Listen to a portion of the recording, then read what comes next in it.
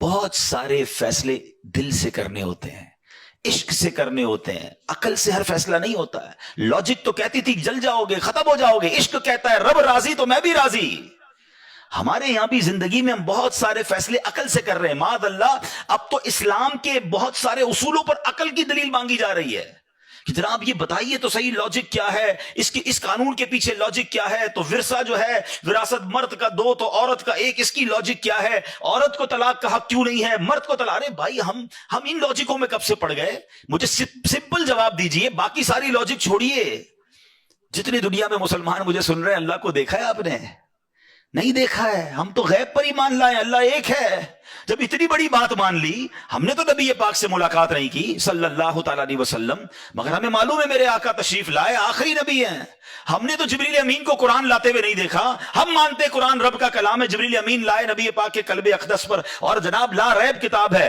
ہم نے قیامت نہیں دیکھی ہے، ہم مانتے، ہمارا ایمان ہے، ایمان نہ ہو تو ایمان کمپلیٹ نہیں ہوتا کہ قیامت آنے والی ہے۔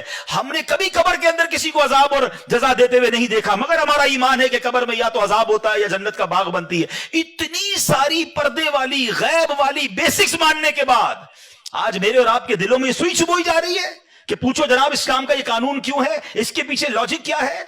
یہ سمجھنا ہے میرے نوجوانوں اور میرے بچوں کو کہ ہمیں اپنے ٹریک سے ہٹایا جا رہا ہے۔ ہم مومن ہیں، ایمان والے، ہم غیب پر ایمان لائے ہیں، اور ہمارا کام لبیک کہنا ہے، ہمارا کام ایمان لانا ہے۔ آمنت باللہ وملائکتہ وکتبہ ورسلہ، ہم نے پورا ہمارا فارمیٹ یاد کیا ہوا ہے کہ ہم تو غیب پر ایمان لانے والے ہیں، ہم نے قیامت پر ایمان لائے، ہم نبی پاک پر ایمان لائے، آسمانی کتابوں پر ایمان لائے۔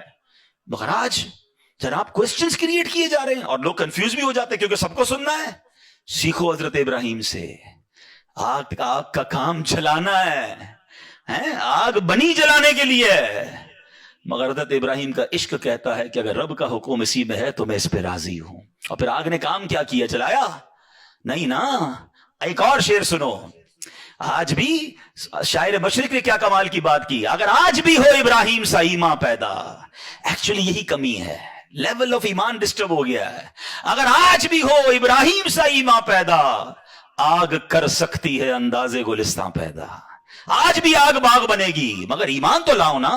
وہ کہتے ہیں نا اگر آج بھی وہ فضائے بدر پیدا کر دی جائے تو آج بھی فرشتوں کی فوج مدد کے لیے آئے گی۔ بات یہ ہے کہ وہ لیول آف ایمان نہیں رہا۔ تو سبحان اللہ، ہمیں سمجھنا ہے کیلکولیٹر سے، بہت سارے فیصلے ہم کیلکولیٹر سے کر رہے ہیں۔ زکوٰۃ دوں گا تو یار پیسے تو کم ہو جائیں گے، پھر اس کے بعد مولوی صاحب کہتے ہیں زکوٰۃ کے بعد صدقہ بھی دو، پہلے ہی 2.5% بھاری پڑ رہی ہے، اور خرچہ اور صدقہ اور اللہ کی راہ میں خرچ، تو یار حدیثیں تو سناتے ہیں کہ بڑھ جائے گا، کیلکولیٹر کہہ رہا ہے کم ہو جائے گا۔ ارے میرے پیارے اسلامی بھائیوں، ایک تمہارا میرا کیلکولیٹر ہے، ایک رحمت کا کیلکولیٹر ہے۔ یقین کریں ہر چیز لاجک سے نہیں ہوتی، اور یہ تو اتنی واضح ہے، یہ تو اتنی واضح ہے۔ بٹھاؤ کسی اکاؤنٹنٹ کو، بٹھاؤ کسی چارٹرڈ اکاؤنٹنٹ کو، اس کا اکاؤنٹ بتائے گا کہ زکوٰۃ دو گے تو پیسے کم ہوں گے، صدقہ دو گے تو پیسے کم ہوں گے۔ ایمان کیا ہے کہ میرے آقا نے فرمایا میں قسم اٹھا کر کہتا ہوں، نبی پاک نے صرف یہ نہیں کہا کہ میں کہتا ہوں، میں قسم کھا کر کہتا ہوں کہ اللہ کی راہ میں خرچ کرو گے مال کم نہیں ہوگا۔ میں کیلکولیٹر کی مانوں یا اپنے نبی کی مانوں؟ اور جنہوں نے مانی نبی پاک کی، پوچھو ان سے، ہر سال ان کا پیسہ بڑھتا ہے، ہر سال جو جتنا بانٹ رہا ہے اس کا اتنا ملٹیپلائی ہو رہا ہے۔ کیسے ہو رہا ہے؟ کیلکولیٹر تو کہتا ہے کم ہوتا ہے، نہیں، کچھ چیزیں کہیں اور بن رہی ہیں، کیلکولیشن کہیں اور ہے، رحمت کی باتیں کہیں اور۔ ایمان تو لاؤ نا۔